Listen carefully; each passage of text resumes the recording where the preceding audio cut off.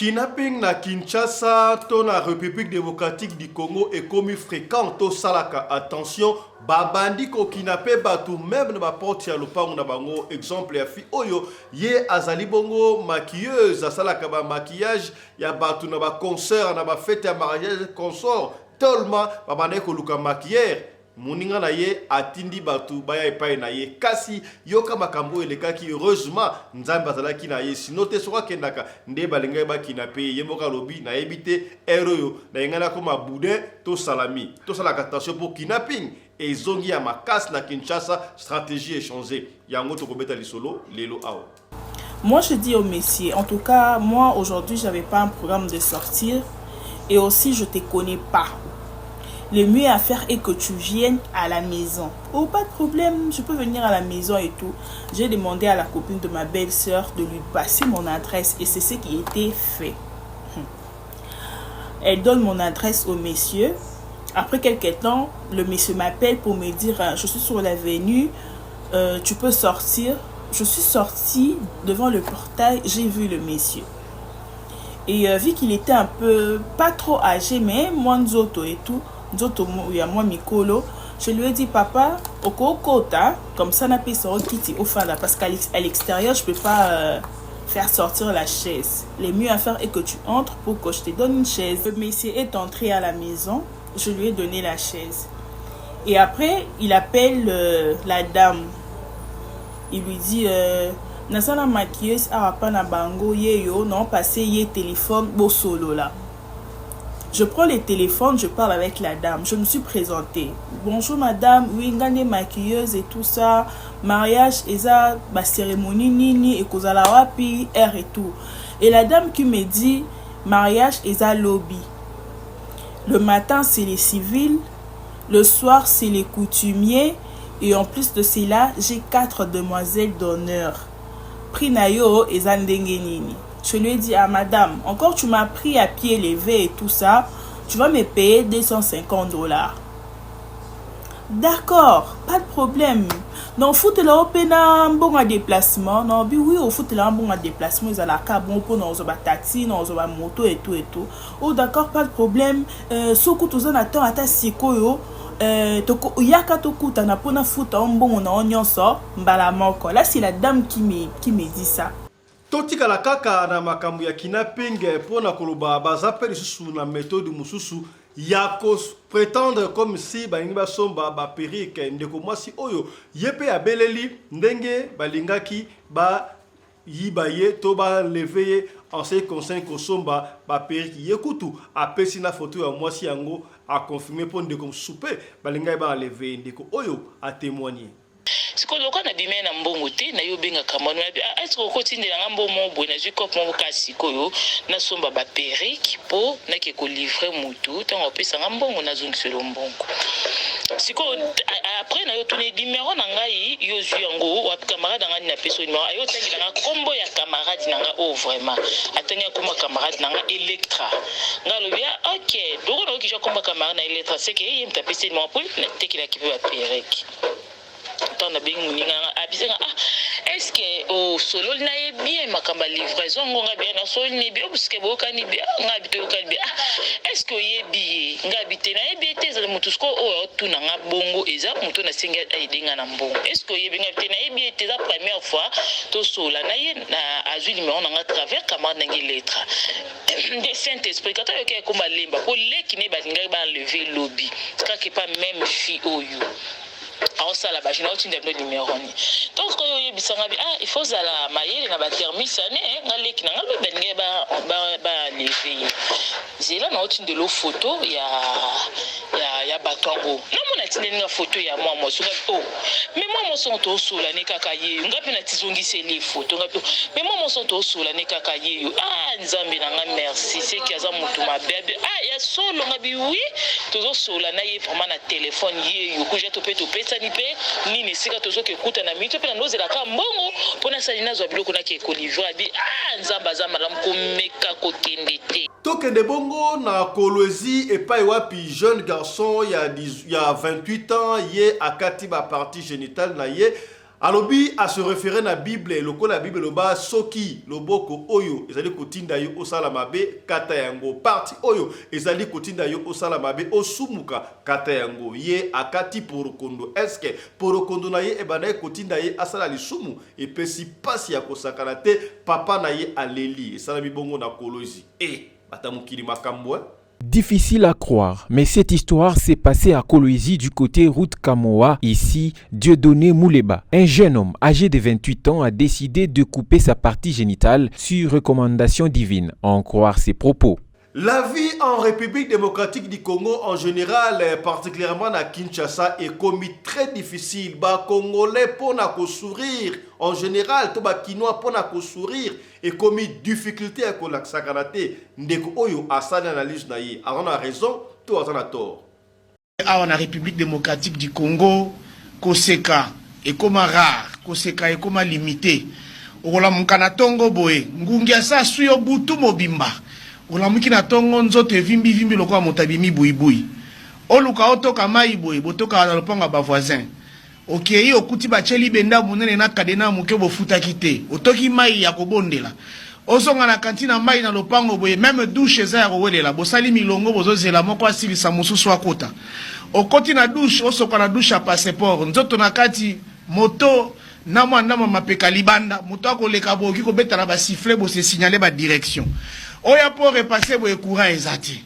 O utiliser faire amakale si etaché yo elamba. Obimi boye mbongo transport pe ezati. O luki pire petit na omoro ya coin.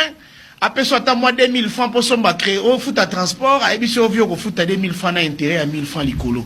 Nos très sincères condoléances à Fabien Koussonika, notre confrère et aîné qui a perdu sa mère. Sika Azangi moyen. Yako kende kokunda mama na ye na Kinshasa yemoko aleli makasa abi pouvoir oyo lelo ya IDPS bazui ye azali par ba pionnier bat oyo ba bunda pona pouvoir IDPS et pouvoir kasi pona kokende kokunda mama na ye et komeli difficile. Fabien Koussonika a pesi message. Ça tombe sur moi qui ai lutté pour le pouvoir UDPS, qui ai pris des risques pour le pouvoir UDPS. Et Tshisekedi, on va dire ça comme ça. J'ai mis mon intelligence, mon temps, mon argent, mes compétences pour l'avènement de ce pouvoir. Depuis feu Papa Etienne Tshisekedi, même en 2018, j'ai ma part dans ce combat qui a amené le pouvoir UDPS Leloyo. Et l'ironie du sort, c'est à cause de ce pouvoir UDPS que je ne suis pas à mesure d'enterrer ma mère.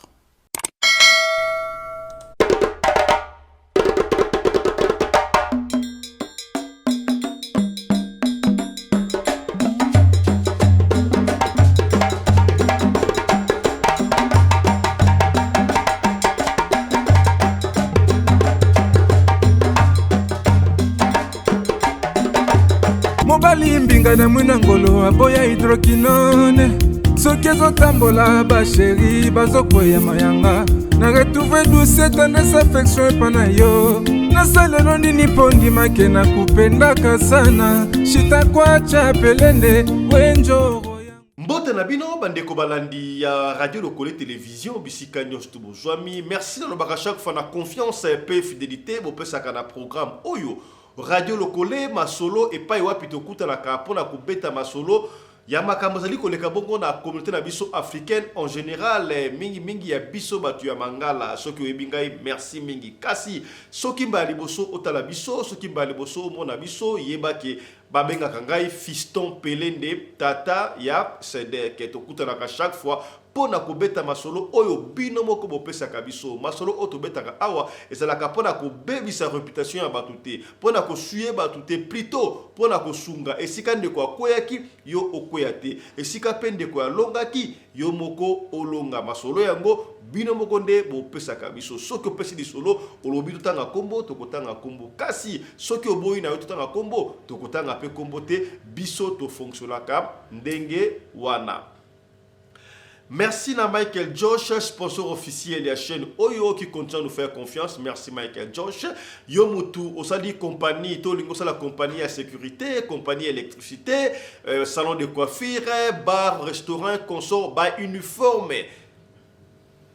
Il y a hôtel nayo, ba uniforme, il y a salon nayo, ba uniforme, il y a électricien, il y a compagnie nayo songolo pakala, ba sapia pompier, et ça libongo sika na Michael Josh kota na site okozoyango na moins cher à kosakanate. Yaya olingolata élégant kende na Michael Josh ba costume à taille, ba montre votre résistance o ato koto na mai. Et Bebakate, ils ont surtout na Michael Josh. Super Wax hollandais original, na moins cher, et Zali Bongo na Michael Josh. Pour la battu Europe, si ka soko liko somba en ligne, yo okotia bongo na compte kaka ya Union Européenne, to ya Europe wana, maramoko ba peso livraison, ya ba article commandé à domicile. Voilà. Kasi Tokobanda émission Oyo, na évité na bengango message nécrologique, communiqué nécrologique, mais quoi, on ne sait pas quand même. Je sais que vous êtes déjà informés, on est revenu là-dessus pour nous causer un peu moi comme il balait tout le belango.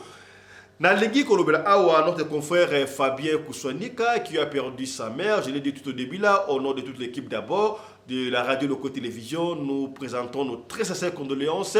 D'abord à Fabien Kouswanika, notre confrère et aîné, mais aussi à toute la famille Kouswanika Oyo, Babungisi, maman, vous savez que maman a être moko cher, maman zalaka moko, ce qui maman bungi, et zalaka pasi mingi ya kosakanate, Fabien Kouswanika a leli a pesi message Oyo salinga passe na moté, ma maman na ya koufi, il ne peut pas aller enterrer sa mère physiquement.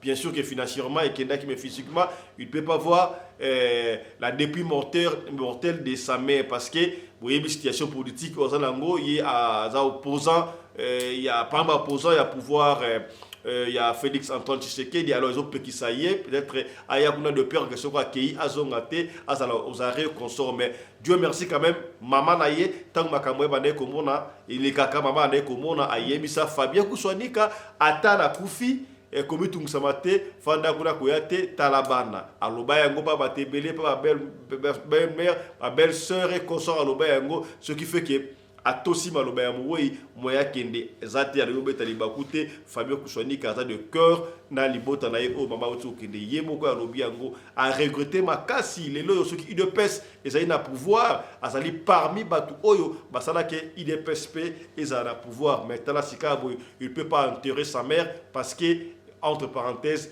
il paraît sera accueilli à Kozongate, Barokangaye. Landa Mabalo Muke, au Fabien Kouswanika Lobi, et bon Tozonga, to continuer émission na Bisso.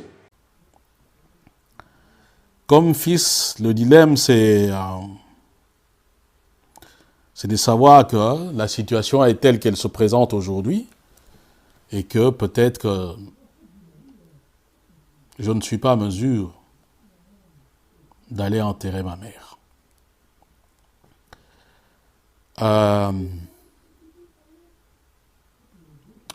Non pas parce que je ne veux pas.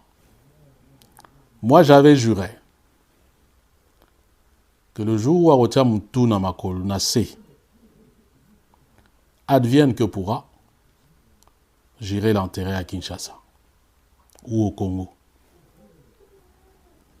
Mais en même temps, je suis son fils. Je l'ai toujours respecté. J'ai toujours obéi. De son vivant, elle me répétait toujours que même ceux qui n'ont qui a koufi, n'a qui pebana, n'a qu'endete. Parce qu'elle était bien consciente, elle entendait elle-même tout ce que, enfin, toutes les conséquences. Il y a ma Moussana Salaka pour le Congo. Et pour m'assurer que j'ai peut-être bien entendu, elle a dit à beaucoup de membres de la famille, même parfois de la belle famille. Ce qui fait que Lélo, depuis le matin, C'est tout ce qu'on est en train de me rappeler. N'oublie pas le testament de ta mère. Bon.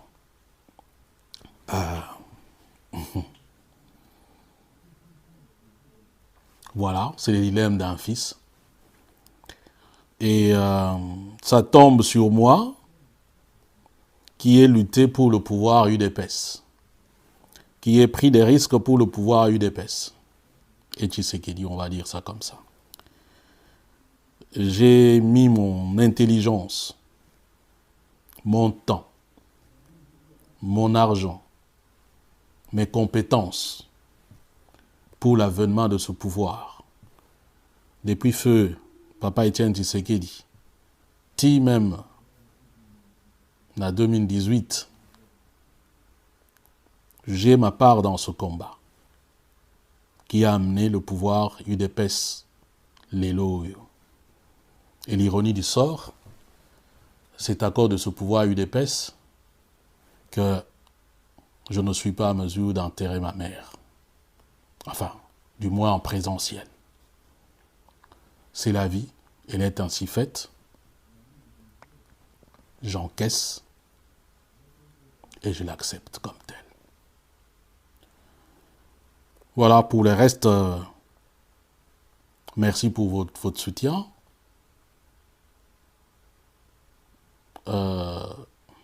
Oui, j'ai perdu ma boussole, mais je pense que le témoignage de sa vie va continuer à m'éclairer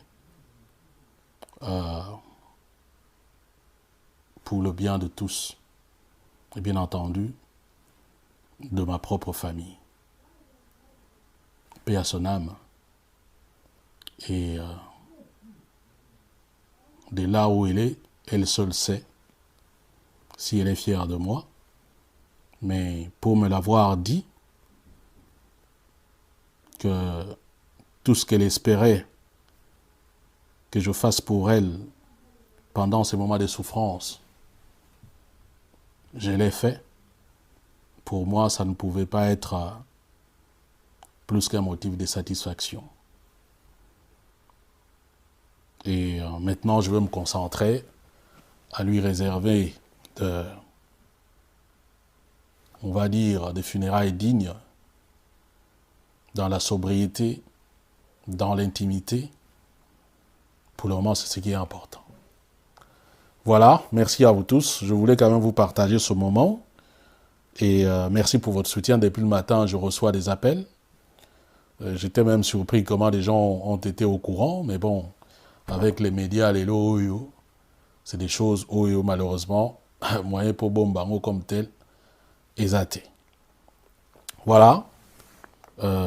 Tokende malamoko na kolwezi epai wapi epesi pasi ya kosakana te jeune garçon il y a 28 ans à se référer na Bible makambo obeloba yaya tout est permis tout n'est pas utile boyebi esika Bible loba soki liboko na yo moko to parti ya nzoto ndenge d'après ye ezopekisa yo okuta na nzambe osala bosala ya nzambe to ezopousser na isumu okata liboko wana est-ce ezalaka ndenge wana bala bakata liboko ya solo soki liboko na yo ezopekisa osina na lisumu kata yango est-ce ezalaka physique to spirituel ndeko mobali oyo ya 28 ans ye akati bongo partie intime na ye porokondo pona ye porokondo ezali kotinda ye asala masumu kasi masumu yango ya ndenge nini oyo okokata porokondo omikati yo moko ba partie intime na yo ayoki pe pasité sort na ye kozala ndenge to moni wana makila partout sélectionner ma image au pour mona sika tanga kati porokondo est-ce que possibilité ezali batonga ye basude yango azonga sumututu etikali bongo po epesi mutu koso ya kosakana te awa pe bato bakomi ko changer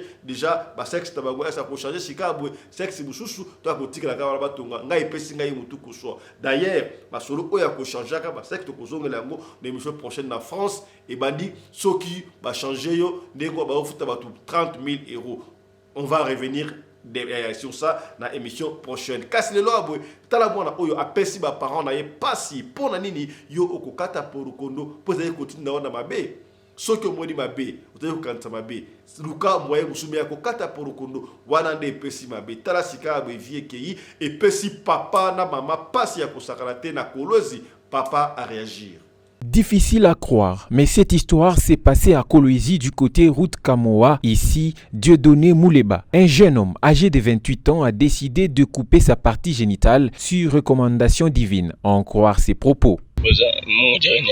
Les faits se seraient passés le lundi 22 janvier à l'insu de ses parents qui n'ont été informés que dans la matinée de ce mardi 23 janvier 2024. Son père n'arrive pas à croire ce qui arrive à son fils. Jana mimi nasaga tu vers 15h anafika anekala mama yake anaanza kupika chakula pale, chakula inaivya mkubwa bukari anakula jo analamuka enda kalale mula alalaka mama yake anarema kila mkichi yote si kwa sa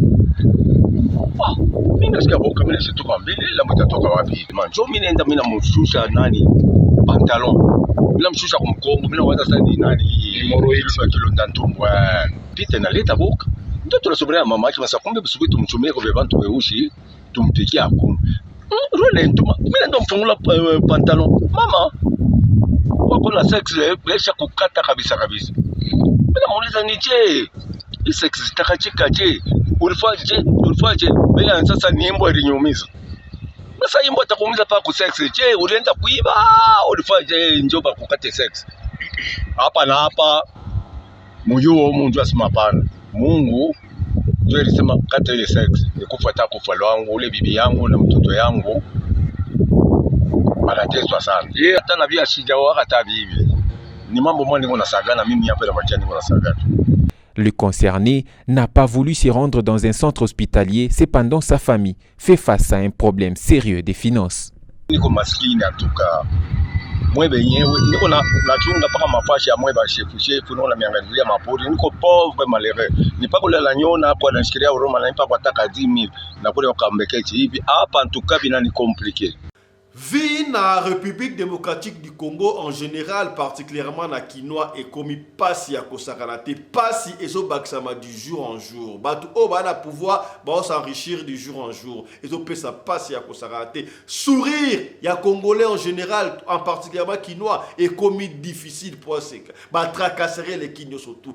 Ba galère, calvaire, nyon surtout sangani. Transport, colia, dossier, nyon surtout koluka musala passi ya kosakarate confrère oyo asali analyse ya situation oyo le cas dans la République démocratique du Congo en général, particulièrement pour na bakinois. Est-ce que azali na raison to azali na tort? Botikila so commentaire wana landai. Awa na République démocratique du Congo koseka ekoma rare, koseka ekoma limité. Okola mukana tongo boye ngungia sa suyo butu mobimba. Olamuki na tongo nzoto vimbi lokwa motabimi buibui. Oluka otoka mai boye botoka na lopanga ba voisin. Okei okuti ba cheli benda munene na kadena muke bofuta kite. Otoki mai ya kobondela. Osonga na kantina mai na lopango boye même douche za ya kowelela. Bosali milongo bozozela moko asilisa mususu akota. Okoti na douche osoka na douche a passeport. Nzoto na kati moto na mwana mapeka libanda. Moto akoleka boki ko beta na ba sifflet bo se signaler ba direction. Oya pour repasser boye courant ezati. O utiliser faire à makale si etaché yo elamba. Obimi boye mbonga transport pe ezati. O luki pire petit na omoro ya coin. Après soit à moi 2000 francs pour son créer au foot à transport. A ebi so vio ko foot à 2000 francs na intérêt à 1000 francs likolo. Crédit pe ndimwaka. Ermoko pe téléphone charge mystique. Ok so luka ba charge na coin. Talaka na mboka oyo business mususu za ko charger le mutu téléphone. Soko lingo mesurer difficulté à Congo. Tala niveau ya business donc cop na Congo hein aujourd'hui téléphone mningo telier charge eza business ba fouti op 500 francs to développer tellement yango to sel yango na ba jeton et puis to komi likolo soko bungisi jeton oyo ko futa 3000 francs ya amende donc tala niveau to komi yango soko zi occasion ya koseka na Congo seka na yo soko zi occasion ya kozana sengo zala na one sengo c'est ton droit le plus précieux d'ailleurs to solliciter o comme na arrêt de transport ezate au matin nous 207 mutuka oyo même na bamboka o basala yango transport ya ba humain eza programmé te mituka neza la ba cargo so botali yango bien lelo me mara mingi ba pondu ba biteku na bamboka wana kuna ba salade ba carotte ba biloko ndenge na ndenge awo yo sala transport ya ba humain c'est honteux puis na etani o matabo yona receveur bo swani course mobimba ti place yo okuta kita o perdre énergie pe okendaki wapi okendaki na enveloppe na kati gelonnaire okeluka musala okutani siko na employeur ya kanda avandisio na réception ko banda 8h okomaki ti 15h pa ya koyebisa yo en tout cas j'étais très occupé zonga mko mususu tala kaka niveau tozo vivre stress ya kin yango ndeko moko ndo ebisanga lobi na Kinshasa soko zi mutoka Lil Wayne oyo ovandisa ye na kaluka okufa na 2 jours po akoka condition wana tellement te donc a craquer donc ti ba congolais ba kufa te na condition bazo vivre eux eza parce que depuis babotama balia Thompson balia Fufu balia Ndikana Bikebi na moyiba mela yango na maya régie des eaux ya ndenge toyebi ezalaka na ebisio donc esprit ekemba ya kosakana te ba kongomani bakemba ya to kosola sika masolo ya kidnapping oyo ekomi fréquent na Kinshasa. Kidnapping oyo banda bakangaki bakaba ba Big John to kansaki lokola esili mengana banda ekoloba yango tout o awa. Oui c'est vrai to kangi bango malgré que toyoki ba misusu basa awa na fake de suba kimisa bango ba misusu ba kima ba consort on ne sait pas bakangaka bango est-ce que qu'on enlevé batuana ezalaka ya solo. Oui babanda kolongo batu ba organe. Oui c'est vrai ndeba lobaka kasi batu oyo banda ko kanga batu basa bambolombolo o banda ko kata balonga ba organe basa batu su banani bazalaki ba commanditaire dernièrement awa audio uti ko masusu comment est-ce que kopa ngwe lingezo ngasusu baso ko offrir batu ba $300,000 et consort suki bukangi batu ozomona kezali chemin bande ko wana ba yaki na compte ya entre parenthèses seni ndenge audio wana elobaki ezo pesa mutu ko soit to sala attention papa fiston ozongeli makamba kidnapping o ndenge oui parce que ndeko moko a témoigné comment est-ce qu'elle a voulu être victime ya kidnapping nanda kuna bango ba position échangée dernièrement ndeko moi ça vote comme sa voice awa ceux qui ba bengi yo ba na Facebook lokola boko ba mi amitié et comme makambo ya bolingo konso jour à rendez-vous tango ke rendez-vous ya liboso peut-être pe akondi ma rendez-vous ya liboso ya mi balé ya mi satu et kenda ma blandine okosonga te ba forme sali et belé zalaka kaka prudent le koso ya mbongo e kosa yo te po mabe e kokota jeune fille oyo ye azali maquilleuse pour ne pas dire esthéticienne. Alors, bande komoko songolo il paraît bande koluka maquilleuse à maquiller mutumoko marié. Wana ndenge ba formula ki yango. Tangu ba kena salon to la shop ya moi simo quelconque batunier est-ce que okoko maquiller biso marié te akobala lobby. C'est que certains vendredi, il y a bino nga salaka maquillage te mais la coupe ça bino numéro ya mutu oyo asalaka maquillage yo ka degré ba formuler kidnapping bandeko. Tango ba pêche numéro ya fi o d'ailleurs fi oyo ako expliquer bino moko yemoko awa makamba ko loba yango ndenge sekaki to pe oka moi synthèse et moto tikela yo otala ndenge fi o yemoko aso expliquer. Tango apesi bango numéro ya fi wana abengi fiona comment tu vas yonini boza wapi non c'est trop coûte na tête parce que la personne son numéro et pas un tel abi oza maquilleuse il faut maquiller marier fête naie ezali lobby oui naza maquilleuse mais na yebi binoté voilà la fille qui répond mais na goye ska bo alite avec trop coûte na ndaku ou ya na ndaku ya gentiment ba pesa mutu adresse aya pe na ndaku ba solo la konso ba yokana ba benga pe na mwasi oya marié Paris. Oui c'est vrai ça fait un mariage oui fait un mariage ya lobby en tout cas combien pour la maquiller fiona lobby a taxé bango $250 ndenge ezaki à l'improvise. Il paraît, taxe rendez-moi sur la taxe, il faut mouta discuter. Et donc, si vous discuter dans le Congo, à mon avis, suspect. Et moi, je vais discuter. Tout le monde discute. Si vous faites un esprit sali, à tout niveau, c'est trop que maman, il paraît, on va monter comme étant à la mariée, on va la mariage. Abi okoya peka sikoyo ozo déjà mbongo na oya $50 comme ça lobby oya osalanga mama maquillage na 4 filles d'honneur.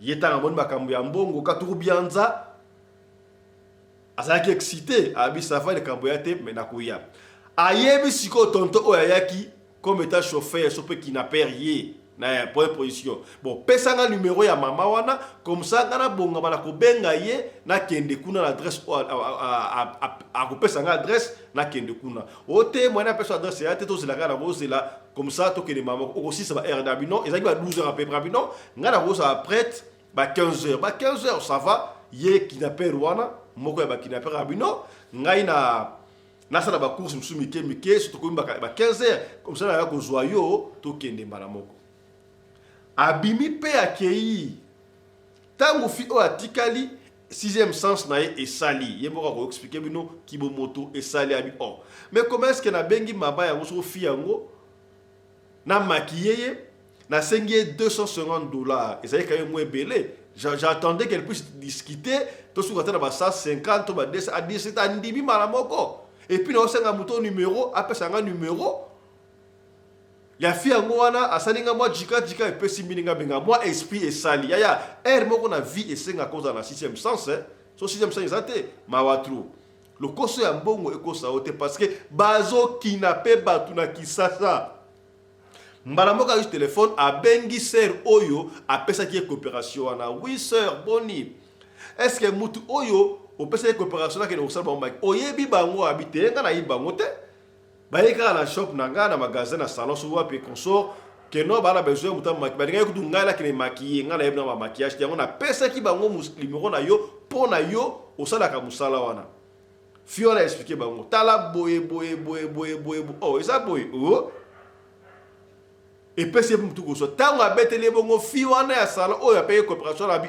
et ça dinga chair de poule ça l'attention ba ko za fi batu mabe ye pe le réveiller l'esprit mbala moko ya bisi ba grand frère na ye ba mama na bango konso oh et ça bo tonto papa o ya vanda ki awa ye mtenga sama kamdengo ça va le kambuti grand frère moko abimi asnale police na suciette na bango wana ke notala batu moko boye et consort baza de prudent pour ta soki baza batu ya solo to bato bakinapaka batu bayoka na ki 15h ndeko mwasi atala boye na ba 13h passé ye tonto wana ekozonga susa bengi boni oza pour attendre ndako okoyi prêter non na koyi prêter na seki na ba 15h surtout à 13h boye 13h de bo ça va le kamute to silisi ba course nga na fandi awa to va na biso libanda to zela yoti ba 15h pour to kende maramoko ya bi ça va bozela ayebisi bandeko na ye oh tala tontongo fai tukuta na 15h konso ye kozonga 13h boye ndenge yo ba vandi banda ba vandi ba ozela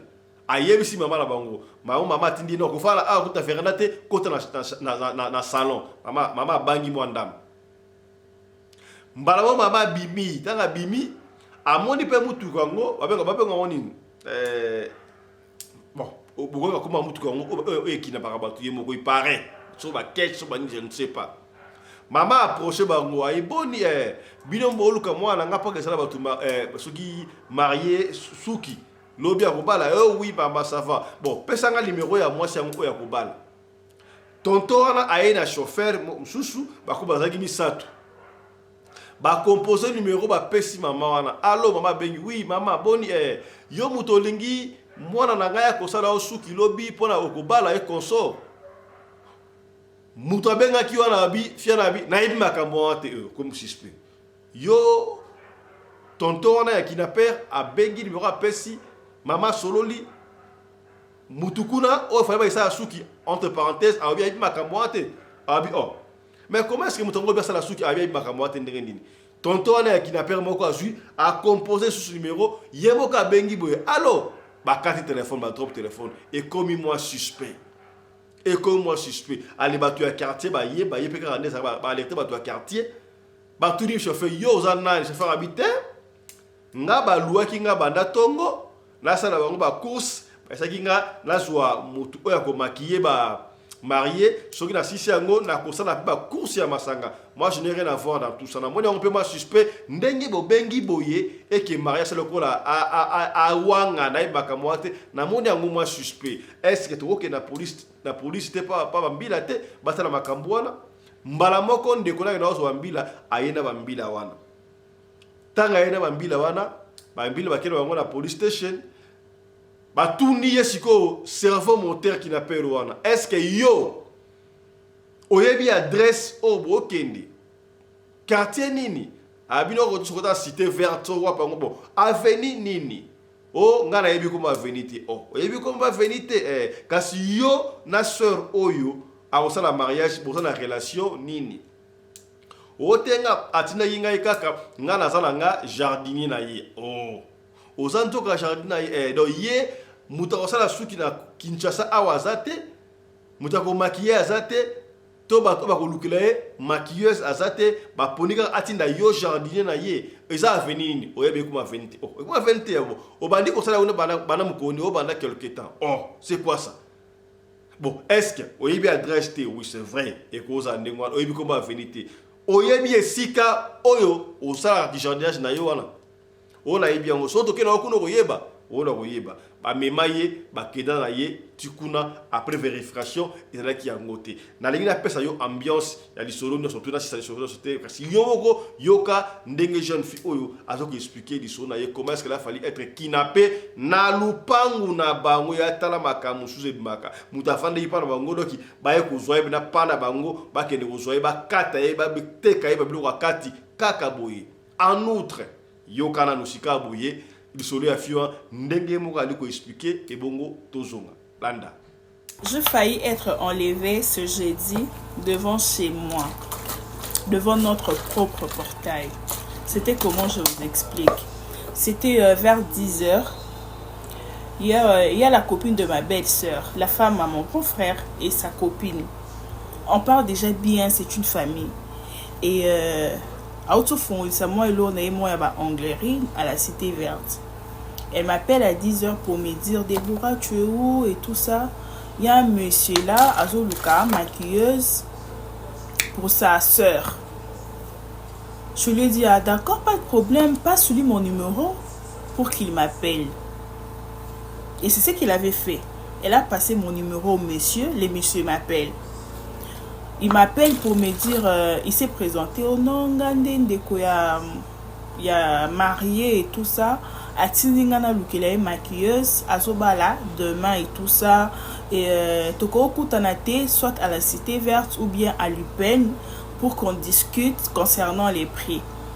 Moi, je dis au messieurs, en tout cas, moi, aujourd'hui, je n'avais pas un programme de sortir. Et aussi, je ne te connais pas. Le mieux à faire est que tu viennes à la maison. Oh, pas de problème, je peux venir à la maison et tout. J'ai demandé à la copine de ma belle-sœur de lui passer mon adresse et c'est ce qui a été fait. Elle donne mon adresse au monsieur. Après quelques temps, le monsieur m'appelle pour me dire je suis sur l'avenue, tu peux sortir. Je suis sortie devant le portail, j'ai vu le monsieur. Et vu qu'il était un peu, pas trop âgé, mais moins Nzoto et tout, Nzoto, il y a moi Mikolo, je lui ai dit, papa, au Kota, comme ça, n'a pas quitter au fond là, parce qu'à l'extérieur, je ne peux pas faire sortir la chaise. Le mieux à faire est que tu entres pour que je te donne une chaise. Le monsieur est entré à la maison, je lui ai donné la chaise. Et après, il appelle la dame. Il lui dit, Nasana maquilleuse a pas na bango yeyo non passé yé téléphone beau solo là. Je prends le téléphone, je parle avec la dame. Je me suis présentée. Bonjour madame, oui, ngane maquilleuse et tout ça. Mariage, eza ba cérémonie nini et kozala wapi air et tout. Et la dame qui me dit mariage eza lobby. Le matin c'est les civils, le soir c'est les coutumiers et en plus de cela, j'ai 4 demoiselles d'honneur. Prix nayo eza ndenge nini. Je lui ai dit à madame, encore tu m'as pris à pied levé et tout ça, tu vas me payer $250. D'accord, pas de problème. Non, foute là au pena bon à déplacement. Non, oui, au foute là bon à déplacement, ils ont la carte bon pour nos taxi, nos moto et tout et tout. Oh d'accord, pas de problème. Soko tous en attend à ta siko yo. Toko yaka toku ta na pona foute en bon on nyonso mbala moko. Là c'est la dame qui me dit ça.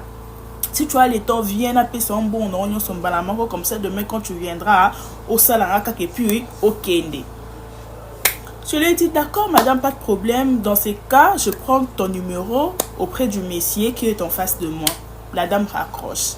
Et après le monsieur me dit Bosolo Linini, la dame t'a dit quoi? Je lui ai dit non, Aeb Singaï. La dame t'a dit quoi? Non, bite Aeb Singaï, tokuta na lelo ata sikoyo. Ah d'accord, comme ça tu kendi kasimba mon to kendi no bitin papa. Ndano na sa prêté, na zapi na programme yorbi maté.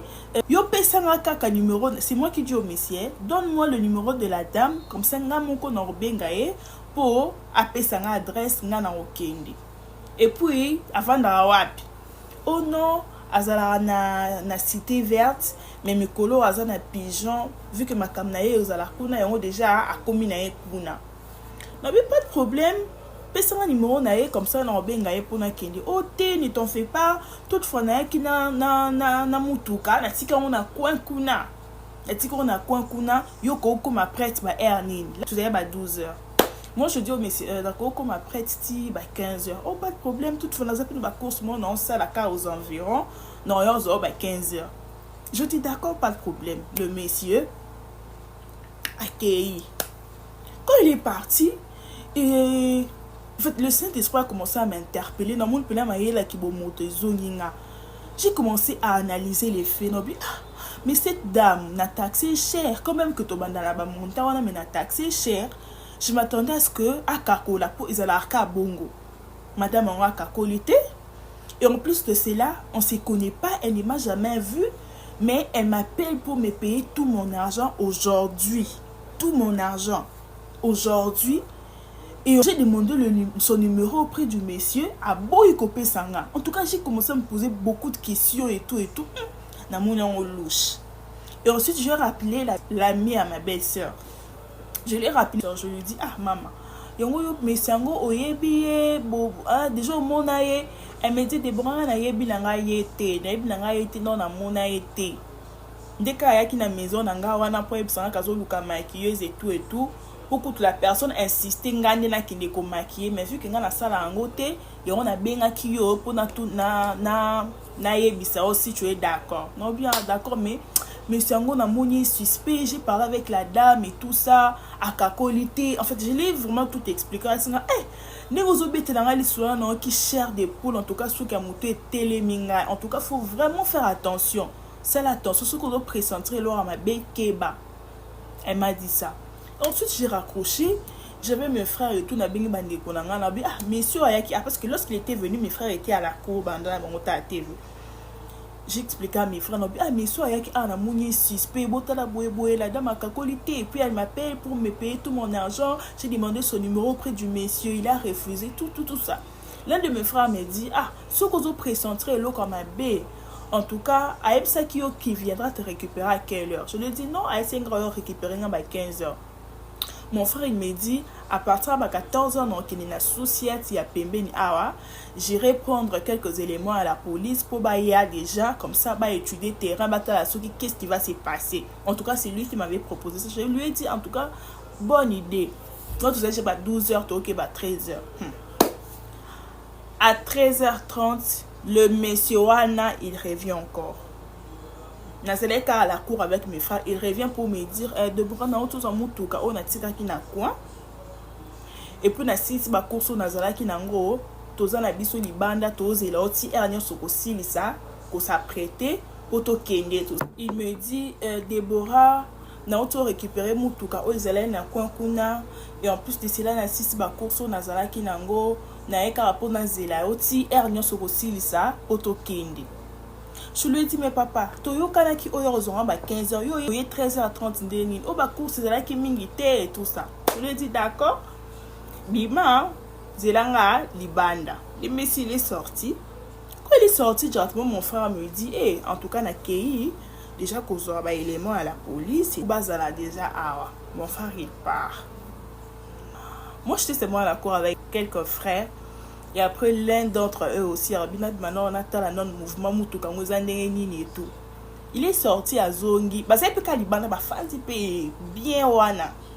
Mon frère, il entre pour me dire, oui, ils ont pris Moutouka, genre, Noah. Ils sont à 3, les papas, wana, mais apparemment, ils ont chauffeur, on a receveur et tout. Parce que nous dit, donc, pour voir aux maquilleuses, à qui nous avons bon, il y a 3 personnes, pardon, et bang, singa. Et quand maman dormait, quand elle s'est réveillée, je l'ai expliqué. Elle dit, qu'au fond, la cour a été qu'il faut dans le salon.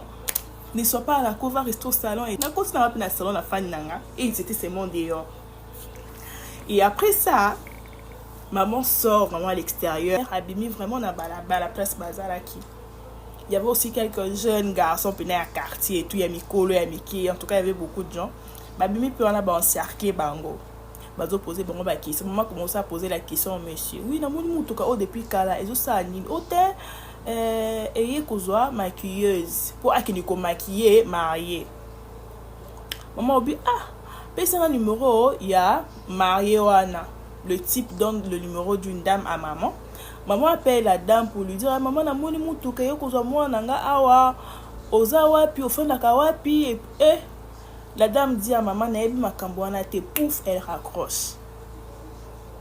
La dame raccroche. Et après, le chauffeur du véhicule dit à maman, maman, on a pris un numéro, na meka ko rappeler. Le monsieur appelle la dame pour lui dire, maman, ngandi chauffeur, otini ba loué ngaka sikoyo, nazala maman, ya maquilleuse awa. Pouf, la dame a raccroché. Donc, moment j'ai dit, pour Diana Bima, qui n'a dit, papa, yo, za chauffeur na ye, to ba uti ko loué yo. Oh non, za chauffeur na été auto loué ngaka sikoyo, ne matali ki bala. Le type wana m'a dit non, ils ont la cérémonie moi ya mariage, ils ont lelo, maquilleuse déjà ils sont prêtes, alors c'est la ka mutuka et ya pour ba kindeko tika ye, après course à maquilleuse, non ça va course à yo ma masanga et tout ça. Et comme il est sous louche. Et après le chauffeur dit maman namoni papa oyo suspect en tout cas. Ngai soué na ngai zabo mi mabiso ta na la police comme ça papa oyo aloba bien pour maloba na eza mibale. Après quelques minutes comme ça mon frère qui était allé prendre les éléments à la police aye pena la police wana to kumba mi pena mutuka tokei. Nous sommes allés na sociate. Bon auditionner nga non oui en tout cas j'ai failli être enlevé qui n'expliquait pas raison nga. Bon auditionner pe chauffeur habite ngana yoki ayebisa ki la dame que azana chauffeur na ye na coin pourtant azana chauffeur na ye te awuti kolonga na matali ki bala bro okuto sala ki depuis tango ti 13h ya ngolo et tout papa onga na mo na ye suspect. On auditionne le monsieur bah oui papa yo za nani pour na maman wana onga na za jardinier na ye ngala za na jardinier na ye azana ende ko na te ngala za jardinier na ye. On lui demande la dame elle reste où? On a fait dans un pigeon, mais comme on a venu na habité, mais na habité quand on a comme on numéro na habité. Boye bani depuis quand? Tu es bani depuis 2011, na sala pas né depuis 2011. Comment est-ce possible de place yo salaka, mais oye ba adresse na été, oye bi avenue na été, oye bi kaka na misu. Donc est commis très louche. Le monsieur avait un téléphone, bah tous les téléphones, on s'est rendu compte que notre téléphone est azana ba numéro enregistré et puis à supprimer ba appel na nyo sur un salaire la journée. Par rapport à toutes les questions qu'on lui avait posées, on s'est rendu compte que c'était vraiment un criminel. Il va comme coopérer bongo. Avant, non, on pensait que c'était Kakananzela ou Matakech. Non. Mikolo va changer stratégie. Donc, il faut faire attention. Pour cela, il y a beaucoup de coiffeuses, de photographes, de livreurs, de vente en ligne. Il faut vraiment faire attention. Moi, l'Éternel n'avait pas permis que cela m'arrive. Parce que ce qui est comme un aime, ce qui est comme un saucisse, c'est ce qui est rein, je sais pas. Mais l'Éternel n'avait pas permis que cela m'arrive. Je pouvais aussi paniquer des $150 et mais j'avais la sagesse, le Saint-Esprit m'avait interpellé, et ça m'a épargné de beaucoup de choses. Parce que au Peugeot, on a des descentes par rapport à l'adresse au monsieur, on a payé ça qui est à l'Okuta. Ce qu'on a minito azana associate demain lundi alors qu'il est parqué. Mais il faut faire très attention. Bobé na bana bino matoi bana classe. Donc faut vraiment être vigilant. Ngala bima kité balingi ba lever nga pa na biso. Soyez sages, j'ai pris que l'Éternel vous protège, appelez sa bino sagesse, appelez sa bino discernement.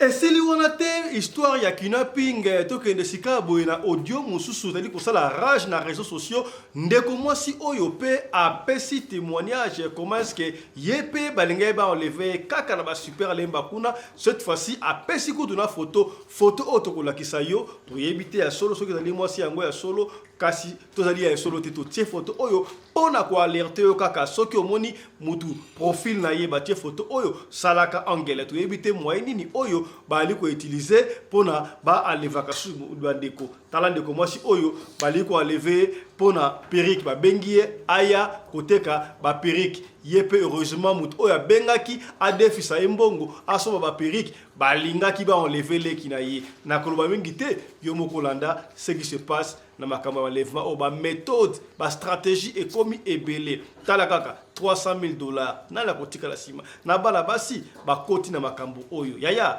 landa audio yo la sengi na ope o partager po esunga bandeko surtout bino bato boya na libanda bandeko ba na Kinshasa bandeko to sunga partager monsieur oyo tindela bandeko la Kinshasa baza la bongo prudent ngala ipe ko interpeller profiter na interpeller ba kondi ya mboka. Est-ce que makambu oto aliko la kisabuye bozo kozonga la léger makambu ya bakaba ba Big John to banda ko la kisaka boye e komaki la légère tango e komaki grave nde e komaki yo to kangi bango tala sikaba kapte ko la kisa ezali ma sécurité bandegijaka information te bozo yango au sérieux ba kondi mingi bango batambola kana ba mituka bazana ba sécurité bana ba protection et belé boko biso ba petit peuple o tozoka ba 207 ba esprit de mort ba esprit de vie ba catch to kosuka ndenge nini otambola ba kolo ba lever yo otambola na 207 ba lever mutuka mbimba catch kutu koloba te ba kobi ko lever tina bakata lupango ndenge ndeko auti koloba balinga ba lever na tina kata lupango na bango pasi yaya landa photo oyo landela photo oyo malambo panza yango soki ya solo ezali ndeko oyo tokoyeba soki pe ezali yete ndeko soko tandi biso to che photo na yo eke ezali yote benga biso na radio lokole pona oya ko démentir suivez ma ndeko oya koloba kaka pona kidnapping pasi natinde bino photo mwasi oyo ngamolo nazalaki victime ya makambo nde osalamelanga na osinde bino na numero nazalaki na pompage namoni kaka appel ekoti na WhatsApp nanga natabwe numero nkoni na yebi yango te naye koinsiste na benga ozwa telefone te après mka yo komelanga bonjour madame nga mpe nazongisi bonjour moto apesinga numero na yo camarade na yo mobu naza na posa bapereki en tout cas bozwa likambo au sérieux bozwa ngo vraiment sérieux ko ekomeli ngai lelo kaka ya lelo naza na posa bapereki nga oza na posa bapereki ya ndenge nini otindelanga bafoto nayebisi na mito naza na charge te eza na charge telefone ebongo na continue bafoto te eza vraiment urgent na voyager lobby nazo voyager lobby naza na posa bapereki tokosala ndenge nini oya kolivre nga naza na lemba terminis nga lobi natindeli quelque bapereki ayo opona naza posa nango 10 tete combien napesi ba prêt ça va yela ngai so yeli ngai en tout cas na opesa ombolo eza vraiment urgent na choix te il faut ka lobi vraiment funa voyager c'est na bi loko za posa bapereki ebele c'est mieux otindeli nga nonda mbongo ata na téléphone pona confirmer que kozwa bapereki après nga na memo bapereki pona loko yelo bapereki boye ekomi te eza urgent naza choix te funa zo pour le but de voyager. C'est que déjà dans 10-12 heures, avant de comme à 12 heures, il faut qu'on pardon vraiment à se déplacer. Ceux qui n'a bengue à zozoate, ceux qui n'a bengue, kaka, naza musalate, naza musalo se déranger, il pardon, bakolongolanga musala, dans 30 minutes. Akomelinga na bengi bo ozwate na bengi bo ozwate akomelinga susu auto sende ni il faut ya oya ba earninga pe na oya ba ngata na yo c'est que non na oya ba 12h10 OK na zo so komika na terminus benginga na kofuto ba transport na yo nyoso to kani pe na ba prêt esimbi na pe na ba prêt siko lokwa na bimena na mbongo te na yo benga kamano ya est-ce ko kotindela ngambo mo bo na jikop mo kasi koyo na somba ba periki po na ke ko livrer mutu tango pesa ngambongo na zungiselo mbongo siko après na yo tuni numéro na ngai yo zuyango wa camarade ngani na peso numéro ayo tangi na kombo ya camarade nanga vraiment atanga kuma camarade nanga Electra ngalo bia OK doko na okisha komba camarade na Electra c'est que yim ta peso numéro pour na tekila kipe ba perek tant na bingu ninga abisenga est-ce que au solo na ye bien makamba livraison ngonga bien na solo ni bien parce que boka ni bien nga bito ka bien est-ce que ye bi nga bité na ye bité za mutu sko o tuna nga bongo eza mutu na singa aidenga na mbongo est-ce que ye nga bité na ye bité za première fois to sola na ye na azui numéro na nga travers camarade na ngi lettre de Saint-Esprit quand yo ke komba lemba ko leki ne ba nga ba lever lobby ka ke pas même fi oyo alors ça la bachina otinde no numéro ni donc ko yo bisanga bi il faut zala mayele na ba thermis ane ngaleki na ngalo benge ba lever zela na otinde lo photo ya bakango namona tindeli nga photo ya mwa moso oh mais mwa moso tosola ne kaka ye ngapi na tizongiseli photo ngapi mais mwa moso tosola ne kaka ye nzambe na nga merci c'est ki aza mutu mabebe ya solo ngabi oui tozosola na ye vraiment na téléphone ye yo kuja to pe to pesani pe nini sika tozoke kuta na mito pe na nozela ka mbongo pona sali nazo biloko na ke ko livre abi nzamba za malamu ko meka ko kende te baza batu bazokina pe batu ko meka te ya solo to na ki bongo sko ya komo tindela ka ba allo na tindele sko photo na supprimer to nga maché o supprimer ni na koseka na bité na supprimer plan simon na ngena la kisayo mais ebima ki mabe on na supprimer ngo ndito mo caméra na tindele nga photo ni na yo sele voix bi mama yo vraiment za moi si ba jo komi na ya osala po ozo ba numéro to ba ya pa na yo okina pe ba lobo nga ko kina pe déjà mutuka na limba wana lelo sko yo ko tombe so na numéro na ngana za ba simba katendo to adi ko wulena mo batuzala na bango sikana to badi ko welendo ko kanisa ko kanga okina pe ngai o kanisa ko kanga mission na yo za échouer bolimbisa na terme ona mona mta yo kominanga le bolo na solo a bloquer ngamba mo na bif na isa ki na bina ko partager yo na ko partager image na yo na numéro na batu nyusu fu ba ye ba jozo sala batu yango mona tinde bino ko bozo ngo sérieux le ngamo mo so yango peut-être ko ki ko changer mais il faut ka ko za la mayeli faut ko za mayeli. Voilà. Je crois Bolandi, moi, dans un commis tuna. Tango asola la kinaye, babane ko sola na ye, ayoka ki voit moi na moi si, tous aller bala mibali, parce que utiliser la profil na bango, voir yabana basi, parce que utiliser basi, on ne sait pas et to pesa mutu ko soit. Nyoso oyo, tozo la gisayo kaka pona epene. O toloba kite, tolobi, partager émission oyo, peut-être ko sungande ko moko songolo et sikamoko pakala. Voilà. Je crois que tu explication, il y a petite sœur, il y a Ndekonabiso, Ndenge a expliqué. Pour l'analyse, tu as évité. Bon, du fait déjà que, et comme qui m'a bilinga, oui, c'est vrai, et que vous avez payé d'une part, qui n'a payé Kassi, d'autre part, mais la soukarango, n'a pas la personne qui m'a soit. Il fallait qu'en principe, na kata lupangu wana bakendaki bayebisa biso bakuti nini, mais isuki en quai de cheval. La sœur à l'obéi solo, peut-être peu, ils allaient qui n'ont pas maquillage à solo.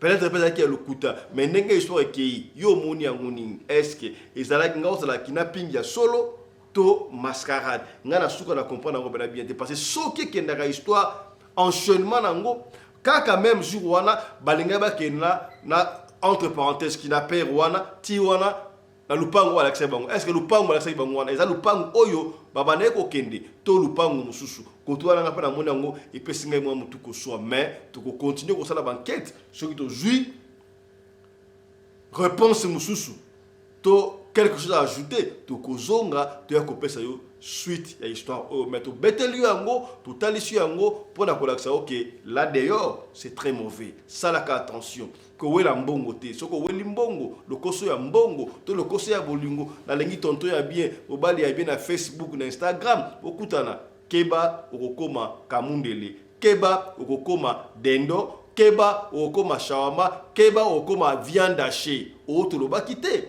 tolobi partager émission oyo ya peut-être yo esungi yo te peut-être ozana besoin na ngote po na mboko zali kidnapping sala marate kasina Congo démocratie na Kinshasa partout bali ko enlever batu tindela bande ko émission oyo osu ba na Kinshasa ba yebe la vision o mabe ko tité mabeza ya kokota est-ce que comprendre voilà merci na Chris Larise Pelende réalisateur ya émission oyo yena assistante na ye Winnie Larise Pelende. Merci na Claudine Larise Pelende, la fille à papa, Ozaki Bongo, na script. Et merci na Mamari Naomi Larise Pelende, Ozaki Bongo, na coordination, ya chaîne Oyo. Merci na Nathalie Wanga, Mitonga, na Mélanie Wanga. Bango nyoso ilongo na Titina Luzitu wana ba base pena ya Cape Town na Brooklyn. Tokutani prochainement pour le numéro sur de coller Masolo. D'ici là, portez-vous bien. Santé de fer à tous. Chap chap et tchara.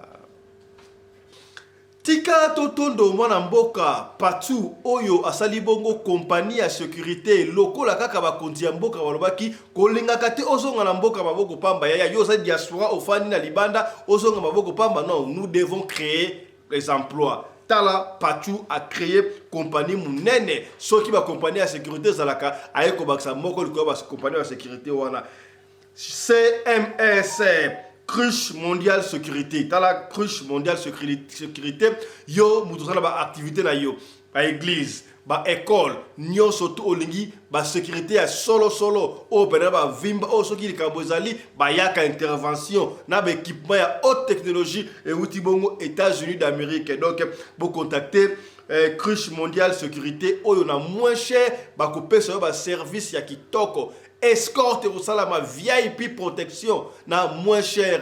Alors, bobenga cruche mondiale sécurité ce que vous avez le numéro de bango te bobenga biso ko en contact na cruche mondiale sécurité ceux qui vont signer contrat bokozwa gratuité à jour moko félé. Comprendre tala ba promotion oyo cruche mondiale sécurité asali pona bino. Voilà.